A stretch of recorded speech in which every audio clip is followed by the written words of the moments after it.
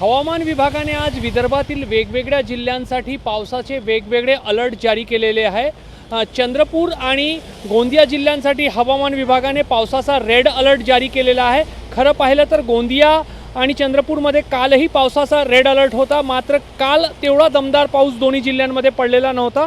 मात्र आज दमदार पावसाची शक्यता आहे। याशिवाय नागपूर, वर्धा, भंडारा, गडचिरोली आणि अमरावती या जिल्ह्यांसाठी हवामान विभागाने पावसाचा ऑरेंज अलर्ट जारी केलेला आहे।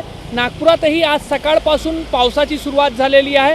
पहाटेच्या सुमारास पाऊस जो आहे तो जोरदार होता, दमदार होता, मात्र गेल्या तासभरापासून पावसाची रिपरिप जी आहे ती नागपुरात पाहायला मिळत आहे।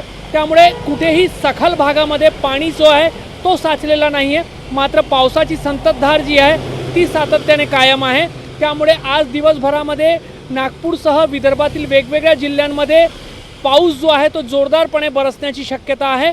खरं पाहिलं तर विदर्भामध्ये जून महिन्यामध्ये पाऊस जो आहे तो कमी होता, त्यामुळे कुठेतरी शेतकऱ्यांमध्ये चिंतेचा वातावरण जो आहे तो निर्माण झालेला होता, प्रशासनामध्ये चिंतेचा वातावरण निर्माण झालेला होता। कारण विदर्भातील मोठी, मध्यम आणि लघु स्वरूपाची जी धरणं आहेत ती गेल्या वर्षीच्या तुलनेत त्यामध्ये पाणी साठा जो आहे तो कमी होता।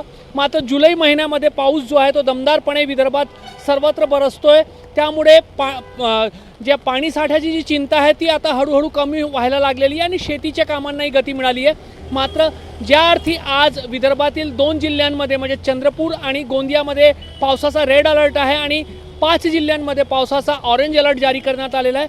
आज दिवसभर विदर्भात दमदारपणे पाऊस बरसेल अशी शक्यता आहे। कॅमेरामॅन मिथुन आदमनेसह रजत वशिष्ठ, एबीपी माझा, नागपूर। एबीपी माझा, उघडा डोळे बघा नीट।